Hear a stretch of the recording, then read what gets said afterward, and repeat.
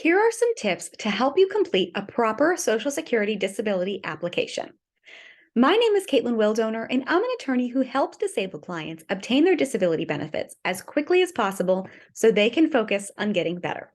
Today, I'm talking about some tips that you may want to consider when submitting your initial application for Social Security disability benefits. To file for Social Security disability, you must meet certain medical and non-medical criteria that are established by the Social Security Administration. It's essential to understand the program's rules, regulations, and procedures to maximize your chances of success of being found disabled. The key to winning a Social Security disability case is providing sufficient medical evidence to support your claim for disability. The evidence may include doctor's notes, other medical records, test results, and statements from your treating physicians. When filling out the application for disability benefits, it's critical that you provide accurate and detailed information about your medical condition, work history, and activities of daily living. Any inaccuracies or omissions may result in a denial of benefits.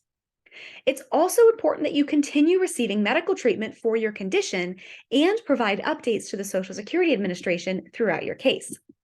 This can help to strengthen your case and demonstrate that your condition is severe and long-lasting. Working with a Social Security disability attorney can help to increase your chances of success.